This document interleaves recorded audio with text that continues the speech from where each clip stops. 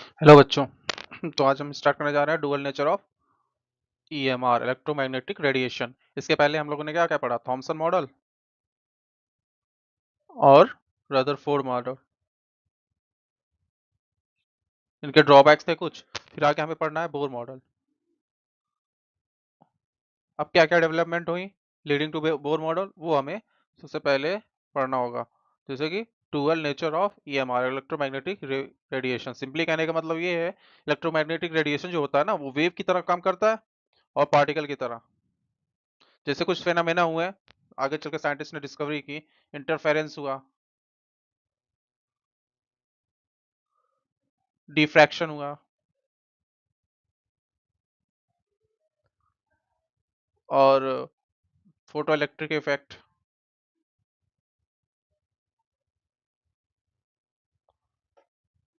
Black body radiation. Interference और diffraction ने ये स्टेट किया कि पार्टिकल, ये इलेक्ट्रोमैग्नेटिक रेडिएशन जो है वो वेव की तरह काम करता है। वेव जब वो ट्रेवल करती है, ऐसा लगता है कि जैसे कि ये, जब ये इलेक्ट्रोमैग्नेटिक रेडिएशन ट्रेवल करते हैं, जैसे लगता है ये वेव की तरह वर्क कर रहे हैं। ठीक है, लेकिन जब किसी मैटर के साथ इंटरेक्ट करते हैं तो ये ऐसा लगता है कि ये इनकी पार्टिकल से मेड पार्टिकल से ही बने होते हैं। तो हमें एक एक करके इनका वेव नेचर, रेडिएशंस का और पार्टिकल नेचर पढ़ना होगा। सबसे पहले स्टार्ट करते हैं वेव नेचर। वेव नेचर में क्या होता है कि वेव चलती है इस डायरेक्शन में, तो दो फील्ड जनरेट होती है। एक तो इलेक्ट्रिक फील्ड होती है, दूसरी क्या होती है, मैग्नेटिक फील्ड। और दोनों एक दूसरे की क्या होती है, परपेंडिकुलर होती है। मैग्नेटिक फील्ड नीचे से चल रही है और ये ऊपर से चल रही है इस फिगर में। और इसकी कुछ कुछ कैरेक्टरिस्टिक्स होती हैं। जैसे कि मान लेते हैं ये वेव चल रही है, तो जो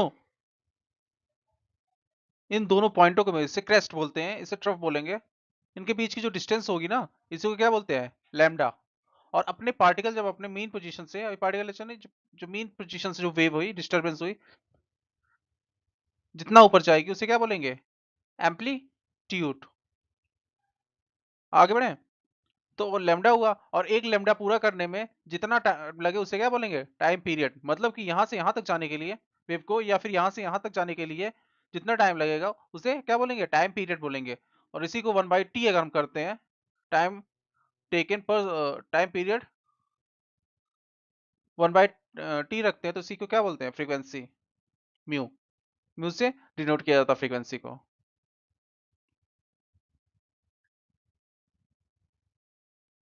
और ये आगे दिखाया गया है, वेवलेंथ क्या होती है, the distance from the peak to peak, trough to trough. Peak to peak कहने का मतलब है क्रेस्ट टू क्रेस्ट, या ट्रफ टू ट्रफ। ये बॉटम वाला रीजन को क्या बोलते हैं, ट्रफ।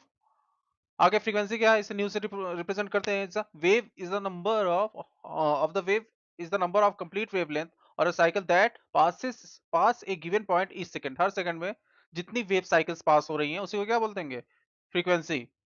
ये साइकिल पर सेकंड, या इसकी यूनिट क्या होती है, हर्ट्ज होती है। वेवलेंथ है, ये लेंथ है, तो इसकी यूनिट क्या होगी, मीटर। और जो कि वेव बहुत ही हाई फ्रीक्वेंसीज की होती है, तो इसको नैनोमीटर, आगे पिकोमीटर होता है।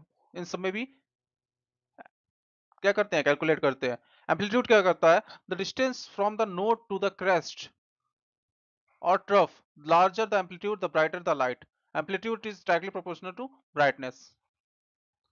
इस इसमें ये क्या करना चाह रहा है, ये कि ये जो नोड है, इससे जो मैक्सिमम डिस्टेंस होती है क्रेस्ट की डिस्टेंस बोल सकते हैं, या ट्रफ की डिस्टेंस बोल सकते हैं, इसी को क्या बोलेंगे, एम्पलीट्यूड।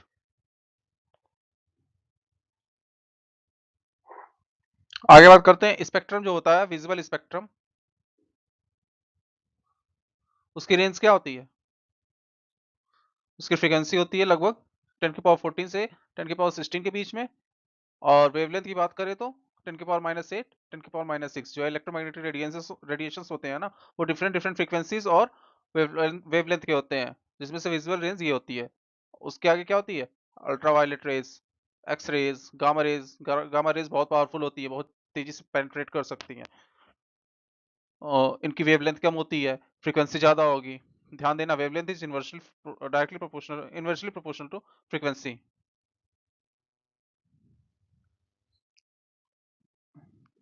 ये इनवर्सली मतलब वेवलेंथ ज्यादा होगी तो फ्रीक्वेंसी कम होगी। यहाँ पे क्या है, वेवलेंथ ज्यादा हो गई, फ्रीक्वेंसी कम होती चली गई। और यहाँ पे क्या है, जैसे जैसे वेवलेंथ कम हो रही है फ्रीक्वेंसी बढ़ रही है। अब बात करते हैं particle nature of electromagnetic radiation. इसमें क्या बात करनी है हमें, ब्लैक बॉडी रेडिएशन। इसका कोई ज्यादा यूज नहीं है, एक फॉर्मूला आता है इक्वल्स टू एच न्यू।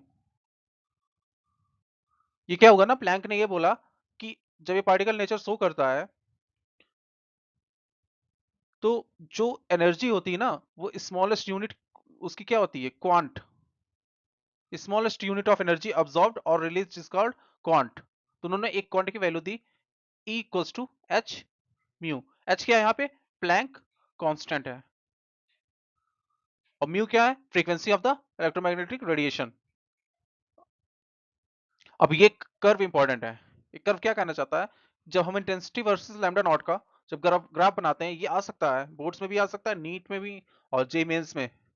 ये इंपॉर्टेंट कर्व है, कर्व डिफरेंट डिफरेंट बना के दे देगा ऐसे और बोल देगा। अब यहाँ पे क्वेश्चन दे देगा T1 is greater than T2 greater than T3, या फिर T2 ग्रेटर देन T1, ऐसा समथिंग बना के दे सकता है वो। तो इसमें क्या है, डिफरेंट डिफरेंट टेम्परेचर में ये ग्राफ प्लॉट होगा। तो इसमें क्या, टेम्परेचर जैसे जैसे हम लोग बढ़ाते गए, इसमें क्या है, T1 greater than T2 greater than T3। जिस जैसे जैसे टेम्परेचर बढ़ाते गए तैसे जैसे ये ग्राफ आगे शिफ्ट होता हुआ और ऊंचाई भी इसकी इंटेंसिटी भी बढ़ती गई। लेमडा कम होता गया और इंटेंसिटी बढ़ती गई। जैसे जैसे टेम्परेचर बढ़ाएंगे लेमडा कम होगा, फ्रीक्वेंसी एनर्जी ज्यादा आएगी, फ्रीक्वेंसी उसकी ज्यादा होगी। तो ये श्योर शॉर्ट है कि इंटेंसिटी उसकी बढ़ेगी और लेमडा कम ही होगा। तो आगे बात करते हैं फोटो इलेक्ट्रिक इफेक्ट की। तो एच हर्ट्ज ने एक्सपेरिमेंट परफॉर्म किया। उन्होंने मेटल शीट पे लाइट रेस स्ट्राइक करवाई। तो उन्होंने तीन ऑब्जर्वेशंस देखे।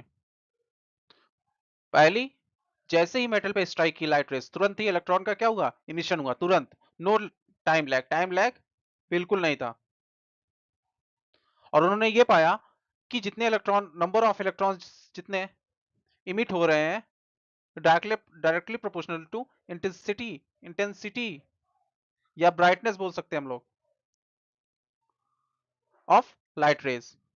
ठीक। आगे तीसरा जो इनका ऑब्जर्वेशन था, तीसरे में इन्होंने ये कहा कि जो इलेक्ट्रॉन्स होते हैं ना, यहाँ पे जो इलेक्ट्रॉन्स इमिट हो रहे हैं, इनको कुछ मिनिमम फ्रीक्वेंसी, जिसे हम लोग थ्रेशोल्ड फ्रीक्वेंसी बोलते हैं, उतनी चाहिए ही चाहिए, उतनी एनर्जी चाहिए ही चाहिए इन्हें ओवरकम करने के लिए, इन्हें बाहर आने के लिए।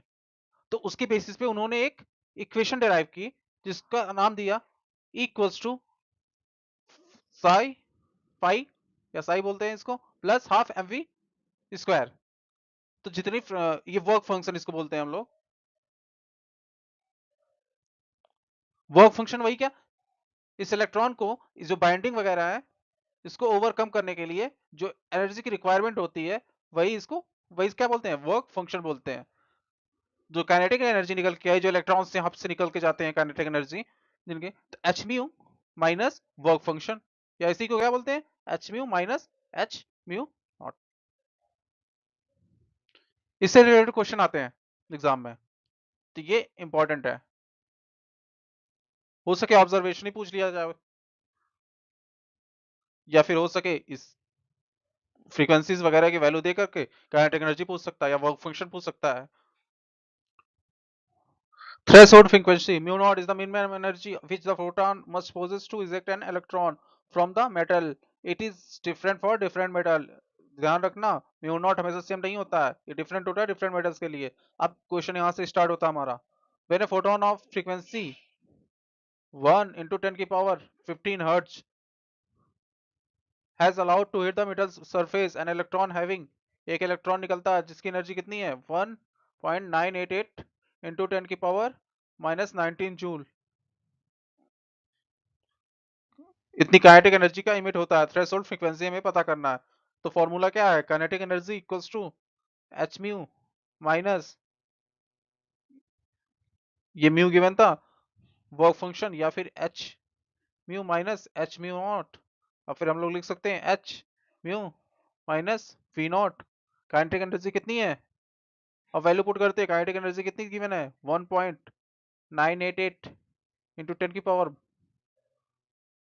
Minus 19 joule equals to H की वैल्यू कितनी होती है 6.626 इंटू 10 की पावर 24 माइनस 24 ब्रैकेट में म्यू कितना गिवन है, कितना है 10 की power 15 hertz minus work work fraction नहीं, से म्यू रहेगा, ये तो आधा तो लिख दिया है म्यू नॉट।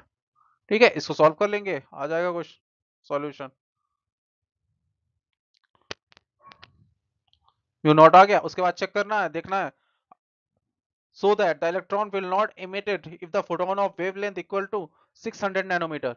600 नैनोमीटर इसको ऐसे लिख सकते हैं, इतना मीटर। हमें शो करना है कि अगर इतने नैनोमीटर का इलेक्ट्रॉन होगा, फोटोन आएगा, या जब फोटोन आएगा तो इलेक्ट्रॉन इमिट नहीं होगा। तो क्या करना है, इससे इससे हमें फ्रीक्वेंसी निकालनी नहीं है। अब चेक करना है क्या ये म्यू नॉट से छोटी है या बड़ी है। अगर ये ज्यादा होगी तब तो इमिट कर देगा, अगर ये कम आएगी वैल्यू तब इमिट नहीं कर पाएगा, क्योंकि थ्रेशोल्ड फ्रीक्वेंसी से हमेशा ज्यादा फ्रीक्वेंसी की रिक्वायरमेंट होती है, तभी इलेक्ट्रॉन इमिट होता है। ठीक है, तो आज का सेशन यहीं पे समाप्त करते हैं। छोटा सा सेशन था, वीडियो को लाइक एंड सब्सक्राइब कर दीजिएगा और शेयर कीजिएगा। आगे चल के हम लोग हाइड्रोजन स्पेक्ट्रम वगैरह के बारे में बात करेंगे, उसके बाद हम लोग बोर मॉडल पे आएंगे। ठीक है, थैंक यू।